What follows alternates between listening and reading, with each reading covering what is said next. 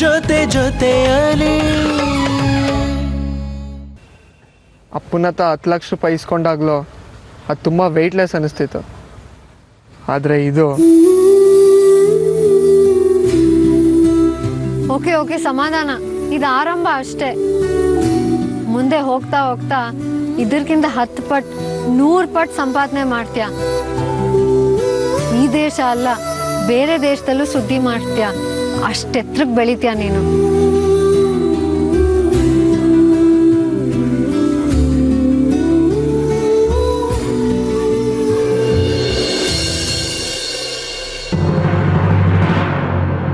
ಏನೋ ಜವಾಬ್ದಾರಿ ಕಲಿತಿದ್ದಾನೆ, ಮೊದಲನೇ ಸಂಪಾದನೆ ಮಾಡ್ಕೊಂಡು ಬಂದಿಯಾನೆ ಅನ್ನೋ ಒಂದು ಸಣ್ಣ ಖುಷಿನೂ ಇಲ್ವಾ ನಿಮಗೆ?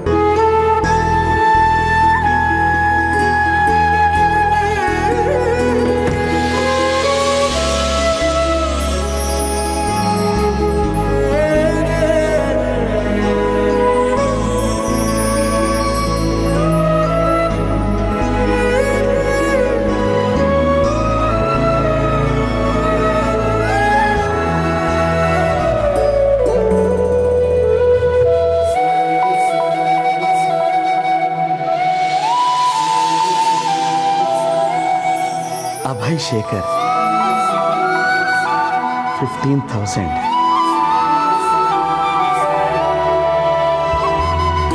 ನನಗೆ ಬಂದ ನನ್ನ ಮೊದಲನೇ ತಿಂಗಳ ಸಂಬಳ 300 ರೂಪಾಯಿ. ಈ ನನ್ನ ಮಗ ನನ್ನನ್ನು ಹಿಂದೆ ಹಾಕ್ಬಿಟ್ಟ.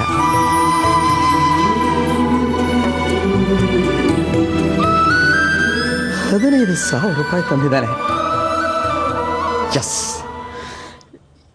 ಇದು ನನ್ನ ಮಗನ ಸಂಪಾದನೆ, ಅವನ ಬೆವರಿನ ದುಡ್ಡು.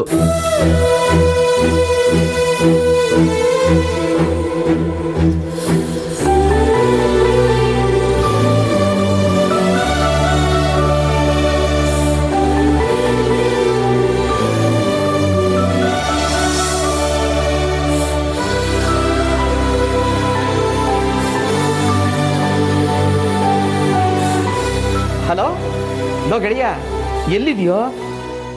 ನೋಡೋ, ನೀನು ಎಲ್ಲೇ ಇರು, ನಾಳೆ ಸಾಯಂಕಾಲ ನಮ್ಮ ಬಳಗನೆಲ್ಲ ಕರ್ಕೊಂಡು ನಮ್ಮ ಆಫೀಸ್ ಕ್ಲಬ್ ಹತ್ರಕ್ಕೆ ಬಂದ್ಬಿಡು. ದೊಡ್ಡ ಪಾರ್ಟಿ ಕಾದಿದೆ. ವಿಷಯ ಇದೆ ಕಣೋ, ನನ್ನ ಮಗ ಮೊದಲನೇ ತಿಂಗಳು ಸಂಬಳ ತಗೊಂಡ್ಬಂದಿದ್ದಾನೆ.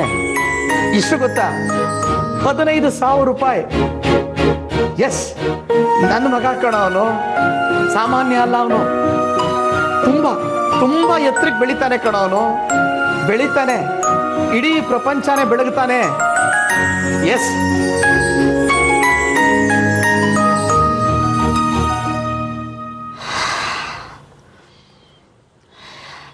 ₹15,000. ಎಸ್ ಎಸ್, ಇದು ನನ್ನ ಮಗನ ಸಂಬಳ.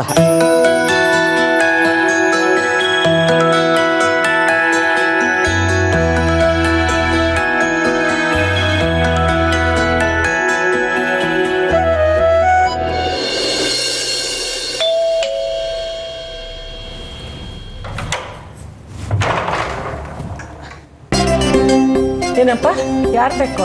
ನೀವೇ ಬೇಕು. ಏನ್ರಿ, ಏನು ವಿಷಯ?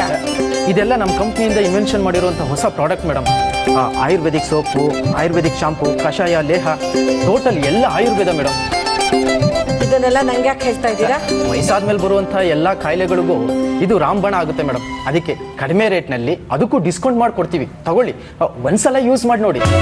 ಯಾಕಪ್ಪ, ನಾನು ನೋಡಿದ್ರೆ ವಯಸ್ಸಾದಾಗ ಅನ್ಸುತ್ತಾ ನಿಮಗೆ? ನಮ್ಮನೇಲಿ ಕಾಯಿಲೆ ಎಲ್ಲ ಯಾರಿಗೂ ಇಲ್ಲ, ತಗೊಂಡು ಹೋಗಿ. ಒಂದು ನಿಮಿಷ ಇರಪ್ಪ, ಒಂದು ನಿಮಿಷ ಇರು.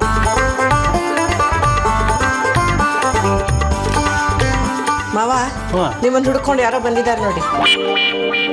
ನನ್ನ ನೋಡ್ಕೊಂಡ?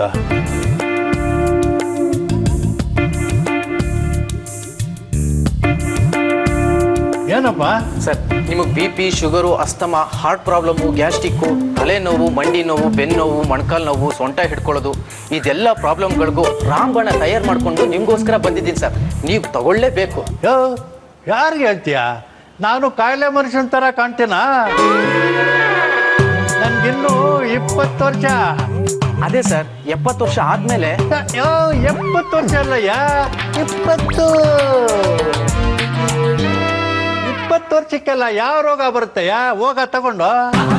ಸರ್ ಪ್ಲೀಸ್ ಸರ್, ಅಪ್ಪಿ ತಪ್ಪಿ ನಿಮ್ಗೆ ಅರ್ಧ ರಾತ್ರಿ ಹೊಟ್ಟೆ ನೋವು ಬರ್ಬೋದು, ಎದೊಳಕ್ಕಾಗದೆ ಸೊಂಟ ಹಿಡ್ಕೊಬಹುದು. ಆಗ ನೀವು ನಮ್ಮನ್ನು ನೆನಪಿಸ್ಕೊಂಡ್ರೆ ನಾವೆಲ್ಲೂ ದೂರದಲ್ಲಿರ್ತೀವಿ. ಈಗಲೇ ತಗೊಂಡ್ರೆ ನಿಮ್ಗೆ ಹೆಲ್ಪ್ ಆಗ್ಬೋದಲ್ವಾ? ಹೋಗಯ್ಯ, ನಾವೆಲ್ಲರೂ ಆರಾಮಾಗಿದ್ದೀವಿ. ಆರೋಗ್ಯವಂತರ ಮನೆ ನಮ್ದು, ಇದ್ಯಾವುದರ ಅಗತ್ಯನೂ ಇಲ್ಲ. ಅರ್ಥ ಆಯ್ತಾ? ಹೋಗೋ.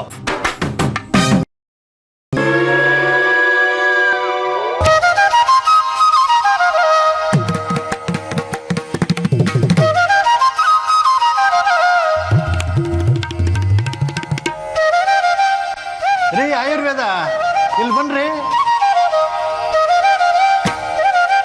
ಪಾಪ ನೀವು ಅಷ್ಟು ದೂರದಿಂದ ಬಂದು ವಾಪಸ್ ಹೋದ್ರೆ ನನಗೂ ಬೇಜಾರಾಗುತ್ತೆ. ತಮ್ಮ ವ್ಯಾಪಾರ ಮಾಡ್ಕೊಳ್ಳೋದಕ್ಕೆ ಏನಾದರೂ ಒಂದು ಐಡಿಯಾ ಕೊಡಲ? ನಮ್ಮ ಪಕ್ಕದ ರೋಡ್ನಲ್ಲಿ ಪಾರ್ಕ್ ಪಕ್ಕ ಒಂದು ಮನೆ ಇದೆ. ಅಲ್ಲೊಬ್ಳು ಗೌರಿ ಅಂತ ಮುದುಕಿ ಇರ್ತಾಳೆ. ಆ ಮುದುಕಿಗೆ ಹೋಗ್ಬಿಟ್ಟು ಇದನ್ನೆಲ್ಲ ಸೇಲ್ ಮಾಡ್ಬಿಡಿ. ಅವ್ರು ತಗೊಳ್ತಾರ ಸರ್? ರಾತ್ರಿ ತಗೊಳ್ಳಲ್ಲ. ಆ ಮುದುಕಿಗೆ ಕೆಮ್ಮು ದಮ್ಮುಯಿಂದ ಹಿಡಿದು ಹೊತ್ಕೊಂಡು ಹೋಗೋ ರೋಗದ ತನಕ ಇರೋಬ್ಬರು 64 ಕಾಯಿಲೆಗಳು ಇವೆ. ನಿಮ್ಮ ಕಂಪ್ನಿನಲ್ಲಿ ತಯಾರು ಮಾಡೋ ಅಷ್ಟು ಔಷಧಿಗಳನ್ನ ಕೊಟ್ಟರು ಆ ಎಮ್ಮನ್ ಸಾಕಾಗಲ್ಲ. ಹಂಗಾಗಿ ನೀವಿಷ್ಟು ಪ್ರಾಡಕ್ಟ್ಸ್ನ ಒಂದೇ ಸರ್ತಿ ಸೇಲ್ ಮಾಡ್ಬೋದು. ಹೋಗಿ. Thank you sir. ಒಂದು ನಿಮಿಷ ಇರಯ್ಯ. ನೀವು ಹಾಗೆ ಹೋಗಿ ಕೇಳಿದ್ರೆ ಆ ಮುದುಕಿ ಒಪ್ಪಲ್ಲ. ನನಗೇನೂ ಆಗಿಲ್ಲ, ನಾನು ಚೆನ್ನಾಗಿದ್ದೀನಿ ಅಂತ ವಾದ ಮಾಡ್ತಾಳೆ. ಅದಕ್ಕೆ ನೀವೇನಾದರೂ ಒಂದು ಸಬು ಬೇಡಿ ಒಪ್ಪಿಸಿ ಸೇಲ್ ಮಾಡಬೇಕು. ಪಾಪದ ಮುದುಕಿ ತನಗಿರೋ ಕಾಯಿಲೆಗಳನ್ನ ಯಾರ ಹತ್ರ ಆದರೂ ಹೇಳ್ಕೊಂಡ್ರೆ ತನಗೆ ಅವಮಾನ ಆಗುತ್ತೆ ಅಂತ ಒಳ್ಳೊಳಗೆ ನರಳುತ್ತಿದ್ದಾಳೆ. ನೀವಾದರೂ ಉದ್ಧಾರ ಮಾಡಿ. Thank you sir. ನೋಡ್ತೀರಿ, ನೋಡ್ತಾ ಇರಿ ನಾವು ಹೆಂಗ್ ಉದ್ಧಾರ ಮಾಡ್ತೀವಿ ಅಂತ.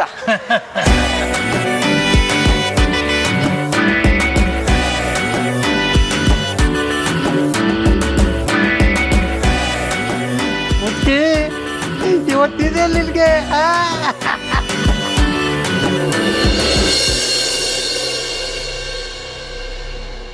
ಹಾಯ್. ಏನಾಯ್ತು ಜೂನಿಯರ್, ಯಾಕೆ ಹಿಂಗಿದ್ದೀರಿ? ನೀವು ದೊಡ್ಡವರೆಲ್ಲ ಇಷ್ಟೇ ಬಿಡಿ. ಯಾಕೆ?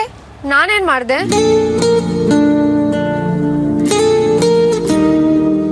ನೀವೇನು ಮಾಡಿಲ್ಲ. ಆದರೆ ನಮ್ಮಪ್ಪ ಹೆಂಗಾಡಿದ್ರು ಗೊತ್ತಾ? ಅದು ನಿಮ್ಮ ಹತ್ರ ಹೇಳ್ಕೊಂಡ್ರೆ ನೀವು ಅವ್ರ ಪರವಾಗೆ ಮಾತಾಡ್ತೀರಾ. ನಮ್ಮಂಥ ಚಿಕ್ಕವ್ರ ಮನಸ್ಸು ಯಾರಿಗೂ ಅರ್ಥ ಆಗಲ್ಲ ಅಲ್ವಾ? ಅರ್ಥ ಮಾಡ್ಕೊಂಡಿರೋದಕ್ಕೆ ಹೇಳ್ತಿರೋದಪ್ಪ. ದೊಡ್ಡವ್ರನ್ನ ಭಯಕ್ಕೆ ನಿನ್ಗೇನ್ ರೈಟ್ಸ್ ಇದೆ? ಒಂದ್ ಕಾರ್ಡ್ನ ಒಂದ್ ಕನ್ಸಿಲ್ದೆ ಯಾವ ಕೆಲ್ಸನೂ ಮಾಡಲ್ಲ.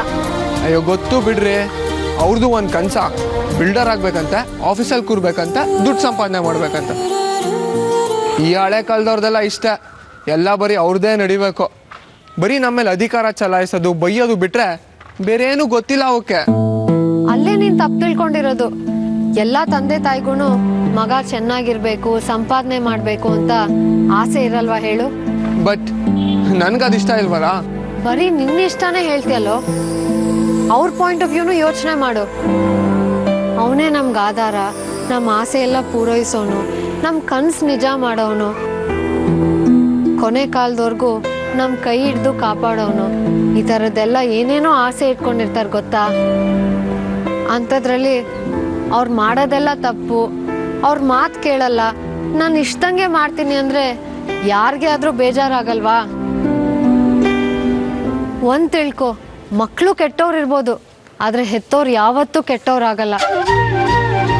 ಮಕ್ಕಳು ಊಟ ಮಾಡಿಸಿ ತಾವು ಉಪವಾಸ ಇರೋ ಎಷ್ಟೋ ತಂದೆ ತಾಯಿಗಳನ್ನ ನಾನು ನೋಡಿದ್ದೀನಿ.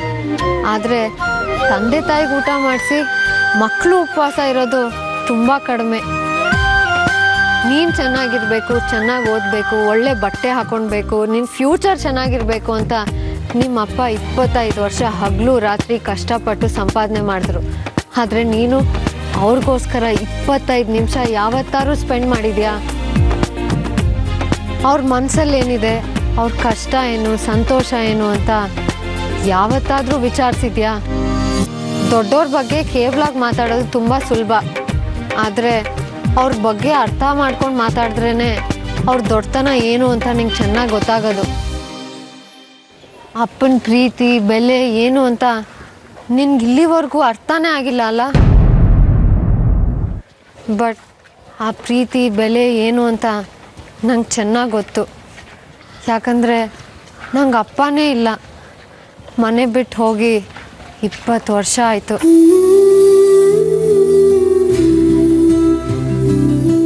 ಏನ್ರಿ ಹೇಳ್ತಿದ್ದೀರಾ? ಹೌದು, ನನ್ಗೆ ಬುದ್ಧಿ ತಿಳಿಯೋಕ್ಕಿಂತ ಮುಂಚೆನೇ ಅವ್ರು ನಮ್ಮನ್ನ ಬಿಟ್ಟು ಹೋದ್ರು. ಇವತ್ತಿಗೋ ಯಾವತ್ತಿಗೋ ಒಂದಿನ ಬರ್ತಾರೆ ಅಂತ ಕಾಯ್ತಾ ಇದ್ದೀನಿ. ಅವ್ರು ನನಗೆ ಹೆಸರು, ದುಡ್ಡು, ಫ್ಯೂಚರ್ ಏನೂ ಕೊಡೋದು ಬೇಡ, ಮನೇಲಿದ್ರೆ ಸಾಕು. ಅವ್ರ ಸೇವೆ ಮಾಡಿಕೊಂಡು ಅವ್ರ ಜೊತೆ ನಗ್ನಗ್ತಾ ಪ್ರೀತಿಯಿಂದ ಬದುಕಬೇಕು ಅಂತ ತುಂಬ ಆಸೆ ಪಡ್ತೀನಿ. ಆದರೆ ನಂಗೆ ಅಪ್ಪನೇ ಇಲ್ಲ.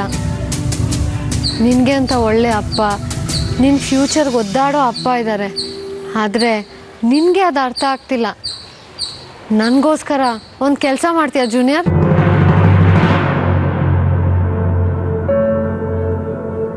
ಒಂದೇ ಒಂದ್ಸಲಿ ನಿಮ್ಮ ಅಪ್ಪನ ಹತ್ರ ಹೋಗಿ ಪ್ರೀತಿಯಿಂದ ಮಾತಾಡ್ಬಿಡು. ಅವ್ರಿಗಿಷ್ಟ ಆಗೋ ಥರ ನಡ್ಕೊ. ಅವ್ರು ಎಷ್ಟು ಎಕ್ಸೈಟ್ ಆಗ್ತಾರೆ ಅಂತ ನಿನಗೆ ಗೊತ್ತಾಗುತ್ತೆ. ಆಯಿತು ಸೀನಿಯರ್, ನೀವು ಹೇಳಿದ್ದು ನನಗೆ ಈಗ ಅರ್ಥ ಆಗ್ತಾ ಇದೆ. I will do.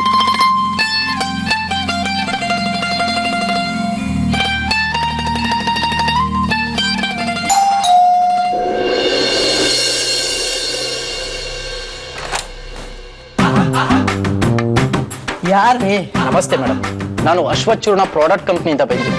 ಎಲ್ಲ ಆಯುರ್ವೇದಿಕ್ ಮೆಡಿಸಿನ್ ಮೇಡಮ್. ಕಷಾಯ, ಲೇಹ, ಮಾತ್ರೆ, ಪೇಸ್ಟ್, ಸೋಪ್ ಇದೆಲ್ಲದ್ರ ಜೊತೆಗೆ ಒಂದು ಬೆಲ್ಟ್ ಕೂಡ ಇದೆ. ಇದನ್ನೆಲ್ಲ ನೀವು ಹಾಕೊಂಡ್ರೆ ನಿಮ್ಮಲ್ಲಿ ಯಾವುದೇ ರೀತಿಯ ಪ್ರಾಬ್ಲಮ್ಸ್ ಇದ್ರೂ ವಾಸಿ ಆಗುತ್ತೆ. ನನಗೆ ಪ್ರಾಬ್ಲಮ್ ಇದೆ ಅಂತ ಯಾವನ್ರು ಹೇಳಿದ್ದು? ಹೋಗ್ರಿ, ನಾನು ಆರಾಮಾಗಿ ಇದ್ದೀನಿ, ನನ್ಗೆ ಯಾವುದು ಬೇಡ. ಇಲ್ಲ ಮೇಡಮ್, ಪ್ರಾಬ್ಲಮ್ ಇಲ್ಲ ಅಂದ್ರೆ ಏನಂತೆ? ನಾಳೆ ಬರ್ಬೋದಲ್ವಾ, ನಾಡಿದ್ದು ಬರ್ಬೋದಲ್ವಾ? ಅವಾಗ ನೀವು ಅಲರ್ಟ್ ಆಗಿರ್ಬೇಕಲ್ವಾ? ಇದನ್ನೆಲ್ಲ ನೀವು ಇವಾಗಲೇ ಬಳಸಿದ್ರೆ 100 ವರ್ಷ ಗಟ್ಟಿ ಮುಟ್ಟಾಗಿರ್ಬೋದು. ಯಾರಿಗ್ರಿ ಬೇಕು ನಿಮ್ 100 ವರ್ಷ? ನನ್ನ ಜೀವ ಈ ಕ್ಷಣ ಹೋಗ್ಲಿದ್ದ ನಾನು ಕಾಯ್ತಾ ಇದ್ದೇನೆ. ಏನು ಪಿರಿಪಿರಿ ಮಾಡ್ತೀರಿ? ಏನು ಪ್ರಾಬ್ಲಮ್ ಇಲ್ಲದೆ ಮೇಲಕ್ಕೆ ಹೋಗೋ ಔಷಧಿ ಏನಾದ್ರು ಇದ್ರೆ ಕೊಡಿ, ತಗೋತೀನಿ. ಏನ್ರಿ ಮೇಡಮ್, ನಾವಿನ್ನು ಯಮರಾಜನ ಏಜೆಂಟ್ ತರ ಕಾಣಿಸ್ತೀವ? ನಾವು ಸಾಯೋರ್ನ ಬದುಕ್ಸೋಕೆ ಅಂತ ಬಂದಿರೋದು. ಇಷ್ಟು ಔಷಧಿಗಳನ್ನ ನೀವು ತಗೊಳ್ಳಿ, 3 ದಿವಸದಲ್ಲಿ ನಿಮ್ಮ ಸೊಂಟ ನೋವು ಸರಿಯಾಗುತ್ತೆ, ಮೊಣಕಾಲು ನೋವು ವಾಸಿ ಆಗುತ್ತೆ, ಗ್ಯಾಸ್ಟ್ರಿಕ್ ಕ್ಲಿಯರ್ ಆಗುತ್ತೆ, ಹಾರ್ಟ್ ಪ್ರಾಬ್ಲಮ್ ಕ್ಯೂರ್ ಆಗುತ್ತೆ, ಕಣ್ಣು ಮುಂಜಾಗಿರೋದು ವಾಸಿ ಆಗುತ್ತೆ. ಇದು ಹಾಳಾದವನೇ, ಇರೋ ಬೇಡ ರೋಗದಲ್ಲ ನಂಗೆ ತಗಿಸ್ತಾ ಇದೆಯಲ್ಲೋ. ನಾ ಕಲ್ಗೊಂಡಾಗಾರ ನೀವು ಕಾಣಿಸ್ತಾ ಇಲ್ಲ. ನಡಿಯ. ಇಲ್ಲ ಮೇಡಮ್, ಇದನ್ನೆಲ್ಲ ಹೇಳ್ಕೊಂಡ್ರೆ ನಿಮ್ಗೆ ಅವಮಾನ ಆಗುತ್ತೆ. ಅದಕ್ಕೆ ನೀವು ಇದನ್ನ ಮುಚ್ಚಿಟ್ಟಿದ್ದೀರಾ ಅಂತಾನೂ ಗೊತ್ತು. ನಾನು ಈ ವಿಷಯನ ಯಾರಿಗೂ ಹೇಳಲ್ಲ ಮೇಡಮ್. ನಿಮ್ಗಿರೋ 64 ಕಾಯಿಲೆನೂ ವಾಸಿ ಆಗ್ಬೇಕು ಅಂದ್ರೆ ನೀವು ಈ ಪ್ರಾಡಕ್ಟ್ನ ತಗೊಳ್ಳೇಬೇಕು. ಯಾವ ತಗೊಂಡ್ ನನ್ನ ಮಗ ಹೇಳಿದ್ನು ನನ್ಗೆ 64 ಕಾಯಿಲೆ ಇದೆ ಅಂತ? ಕರ್ಕೊಂಬ ಅವನ್ನ, ನೀರಿನ ಟ್ಯಾಂಕಲ್ಲ ಮುಳುಗಿಸ್ಬಿಡ್ತೀನಿ. ಏನ್ ಮೇಡಮ್, ನಿಮ್ಗೆ ತುಂಬಾ ಬೇಕಾದವ್ರೆ ನಿಮ್ ಬಗ್ಗೆ ಎಲ್ಲಾ ಡೀಟೇಲ್ಸ್ ಕೊಟ್ರು, ಅದಕ್ಕೆ ನಾನು ನಿಮ್ಗೆ ಇಷ್ಟು ಫೋರ್ಸ್ ಮಾಡ್ತಿರೋದು. ನನಗ್ ಬೇಕಾದವನ? ಯಾವನ ಅವನ? ಅದೇ ಮೇಡಮ್, ನಿಮ್ ಪಕ್ಕದ ರೋಡಲ್ಲ ಬಾಂಡ್ಲಿ ತಾತ ಇದ್ದಾರಲ್ಲ ಅವರು ನಿಮ್ ಬಗ್ಗೆ ತುಂಬಾ ಸಿಂಪತಿಲ್ ಮಾತಾಡಿದ್ರು. 64 ಕಾಯಿಲೆ ಇಟ್ಕೊಂಡು ಒದ್ದಾಡ್ತಿದ್ದೀರಾ, ನಿಮ್ನ ಬದುಕಿಸ್ಬೇಕು ಅಂತ ತುಂಬಾ ಅನುಕಂಪ ತೋರಿಸಿದ್ರು. ನಿಮ್ ಬಗ್ಗೆ ತುಂಬಾ ಸಿಂಪತಿಲ್ ಮಾತಾಡಿದ್ರು. 64 ಕಾಯಿಲೆ ಇಟ್ಕೊಂಡು ಒದ್ದಾಡ್ತಿದ್ದೀರಾ, ನಿಮ್ನ ಬದುಕಿಸ್ಬೇಕು ಅಂತ ತುಂಬಾ ಅನುಕಂಪ ತೋರಿಸಿದ್ರು. ಅವ್ರ ಸಿಂಪತಿಯಿಂದ ಹೇಳಿದ್ಕೆ ನಾನ್ ಕೇಳ್ತಿರೋದು. ಆಕ್ಚುಲಿ ನಿಮ್ಮ ನೋಡಿದ್ರೆ ನನ್ಗೂ ಅಯ್ಯೋ ಅನ್ಸುತ್ತೆ. ನೀವು ಹುಷಾರಾಗಿರ್ಬೇಕು ಅಂದ್ರೆ ನೀವ್ ಇದನ್ನ ತಗೊಳ್ಳೇಬೇಕು. ಬಿಟ್ಟ ಅಂದ್ರೆ ನಿಮ್ಮ ಆಫೀಸ್ ಚೇರ್ಮನ್ ಅಲ್ಲಿ ಬಿದ್ದಿರ್ಬೇಕು ಮಗನೇ. ಯಾವನ ಮುಚ್ಕ ಹೇಳ್ಬಿಟ್ಟ, ಇವನು ಬಂದ್ಬಿಟ್ಟ. ನೋಡ ನೋಡ ನೋಡ ನನ್ನನ್ನ. ಈಗಲೂ 10 ಬಿಂದಿಗೆ ನೀರು ಸೇದೋಷ್ಟು ಶಕ್ತಿ ಇದೆ ನನಗೆ. ಇಂಥವ್ರ ಹತ್ರ ಬಂದು 64 ರೋಗದ ಬಗ್ಗೆ ಮಾತಾಡ್ತೀಯ? ರೋಗ ಇರೋದು ನನಗಲ್ಲ, ನಿನಗೆ. ನೀನು ಕಳ್ಸ್ಕೊಟ್ನಲ್ಲ ಆ ಮುದ್ಕನ್ಗೆ. ಇಷ್ಟೆಲ್ಲ ಮಾಡೋದಕ್ಕೆ ಬದಲು ಮೆಂಟಲ್ ಹಾಸ್ಪಿಟಲ್ ಅಡ್ರೆಸ್ ತಗೊಂಡು ಕೊಡು ಆ ಮುದ್ಕನ್ಗೆ. ನೀನು ಹೋಗಿ ಸೇರ್ಕೊ. ಏನ್ ಮೇಡಮ್ ಹಿಂಗ ಆಡ್ತೀರಾ? ಏನೋ ಪಾಪ ಅಂತ ಬಂದ್ರೆ ಇನ್ನೊಂದ್ಸತಿ ಪಾಪ ಗೀಪ ಅಂತ ಬಂದ್ರೆ ನಮ್ ಬೀದಿ ನಾಯಿ ಕೈಲಿ ಕಚ್ಚಿಸ್ಬಿಡ್ತೀನಿ. ಹೋಗ್ತಾ ಇರ ಸುಮ್ಮನೆ.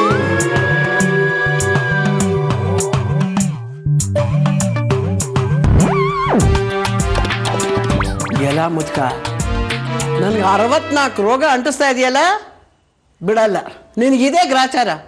ಮಲಗಿರೋ ಹೆಣ್ಣು ಹುಲಿನ ಕೆಣಕ್ತಾ ಇದೆಯಾ? ಅನುಭವಿಸ್ತೀಯ, ಖಂಡಿತ ಅನುಭವಿಸ್ತೀಯ.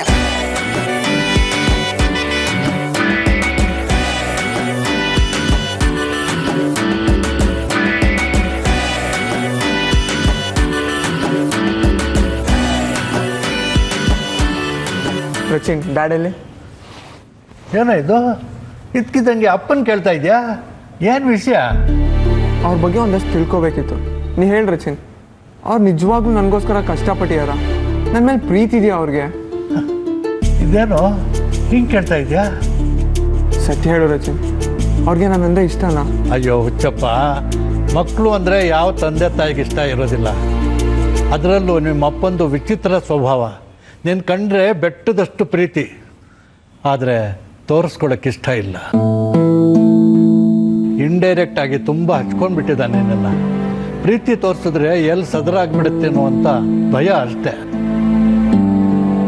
ಅಷ್ಟೇ ಅಲ್ಲ, ಈ ಕ್ಷಣಕ್ಕೂ ಇದು ಸಾಕು ರಚಿನ್, ಇದ್ರಾಚೆಗೆ ಇನ್ನೇನು ಹೇಳ್ಬೇಡ.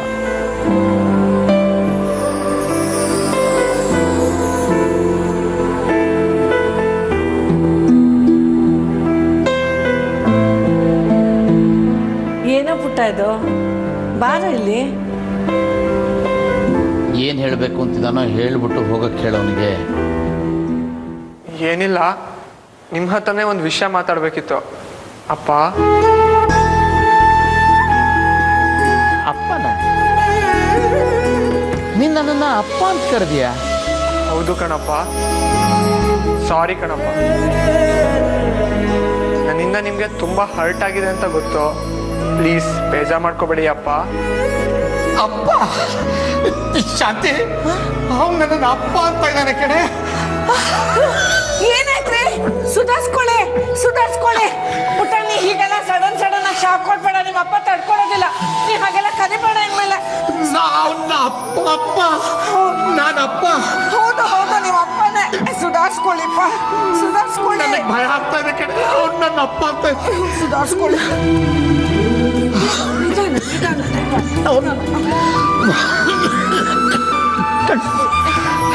ಮೆತ್ತಿಗೆ ಮೆತ್ತಿಗೆ.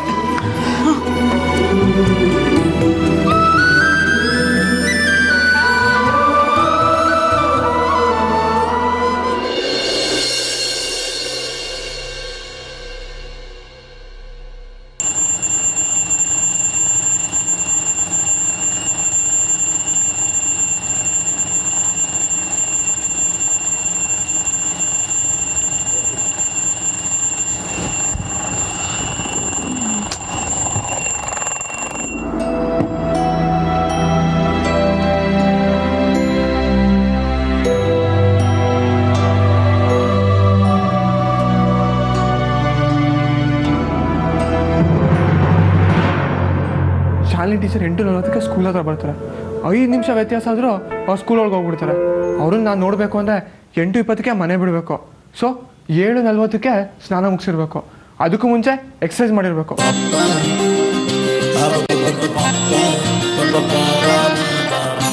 Good morning boss. 8:20 ಮನೆ ಬಿಡಬೇಕು. ಸೊ 7:40 ಸ್ನಾನ ಮುಗಿಸಿರ್ಬೇಕು. ಅದಕ್ಕೂ ಮುಂಚೆ ಎಕ್ಸಸೈಸ್ ಮಾಡಿರಬೇಕು.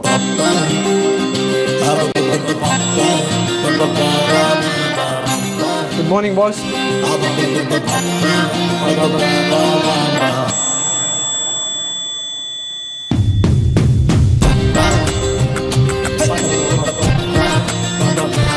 ಏನಪ್ಪ ಇದು? ಸೂರ್ಯ ಹುಟ್ಟಿದಾನ ಇವತ್ತು ಅಥವಾ ಚಂದ್ರ ಹುಟ್ಟಿದಾನ?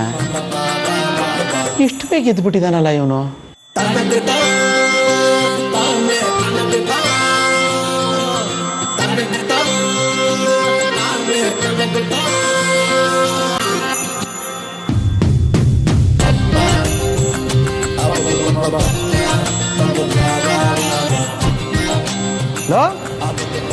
ಏನೋ ಇದು, ಈಗ ಅರ್ಧ ರಾತ್ರಿಲಿ ಎದ್ದು ಬಂದು ವ್ಯಾಯಾಮ ಮಾಡ್ತಾ ಇದೀಯಾ? ಏನು ವಿಷಯ? ಅರ್ಧ ರಾತ್ರಿನ? ಅಷ್ಟು ಗೊತ್ತಾಗಲ್ವಪ್ಪ ನಿಮಗೆ? ಈಗ 6 ಗಂಟೆ. ಪ್ರಪಂಚದಲ್ಲಿರೋ ಎಲ್ಲ ಪ್ರಾಣಿ ಪಕ್ಷಿಗಳು ಸೂರ್ಯ ಹುಟ್ಟೋಕ್ಕಿಂತ ಮುಂಚೆನೇ ಎದ್ದೇಳ್ತವೆ.